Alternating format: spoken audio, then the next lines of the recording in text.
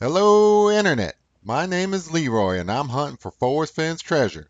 If you wait just a second, I'll tell you all about metal detecting.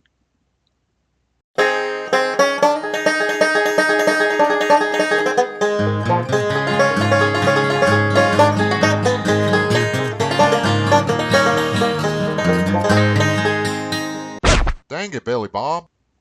Welcome back, Internet. This here is a metal detector. I use it to find all sorts of relics like bottle caps and barbed wire and bullet casings.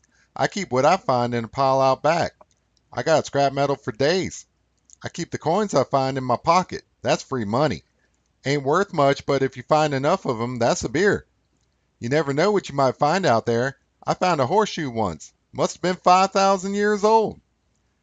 The metal detector was invented in 1874 by a guy named Gustave Trovy. He's a Frenchman. Forrest Fenn says in the book that there's a 17th century gold ring hidden in the treasure chest. He says it was found with a metal detector. I don't know how they found it in the 17th century when metal detectors ain't been invented yet, but things like that are interesting. When President James Garfield was shot in 1881, Alexander Graham Bell tried to use one to find the bullet in him.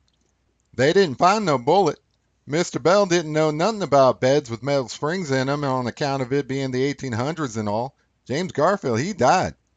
Now, Forrest Fenn, he says the treasure may be buried, maybe not. He's crafty like that. But I'm smart. I'm coming prepared. I figure if the treasure's buried, I ain't gonna find it with no hound dog. I'm gonna find it with this here metal detector. Most times folks come up to me and say, Leroy, what you doing? I say, shoot, chillin'. Otherwise, I'm metal detecting. I'm the best metal detectorist I know. Ain't nobody better at detecting metal and finding metal and digging it up than me. I find metal all over the place. Now, it's important you remember you can't just look for metal anywhere. You don't want to be metal detecting or digging on government lands. They'll come and get you. You don't want to be metal detecting on private lands neither because they got guns. But if you can find a sweet spot in the middle, you good to go. All right, let's talk about metal detecting. Now, the first thing you need to know about metal detecting is that these things come in all sorts of shapes and sizes, ranging from cheap to stupid expensive.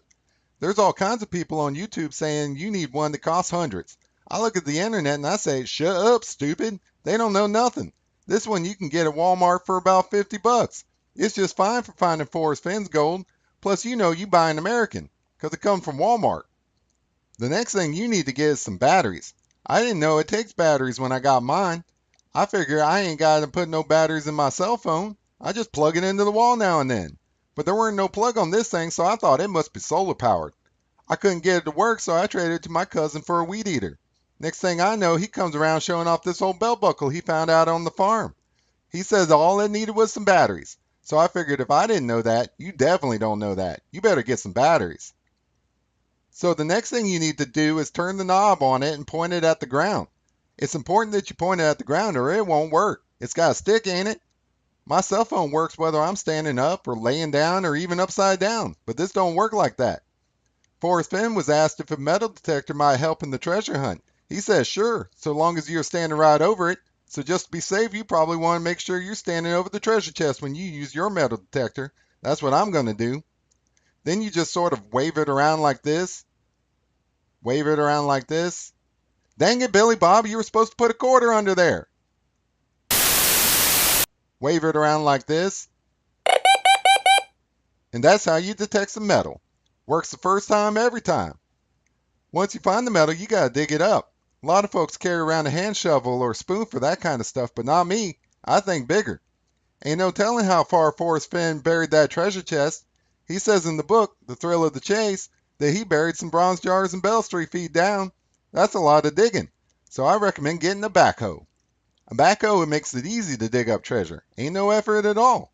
I know what you're thinking. Now, Leroy, how am I supposed to get a backhoe out there in the Rocky Mountains? Shoot, that's your problem. If you can't get a backhoe, you ain't gonna find no treasure chest. Maybe one of those garden tillers might work, but that's gonna take you some time. You don't want to be out there digging too long. You'll attract some attention. That's why a backhoe is the way to go. Well, that's about all you need to know about metal detecting. You ain't gonna be no expert like me, but you'll do all right, so long as you got some batteries. Now it's time for viewer mail. We got a couple of emails this week, but I'll read you the one from Rebecca in Tennessee. Rebecca says, Leroy, you're so cute and smart. You're the best treasure hunter I know, too. You're going to find that treasure chest for sure.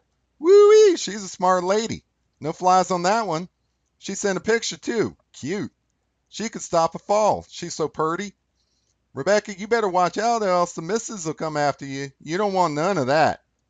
Y'all can send me some email at theadventuresofleroy@gmail.com. I might even read it on air. Well, all right, now back to metal detecting. I gotta go. See you next time.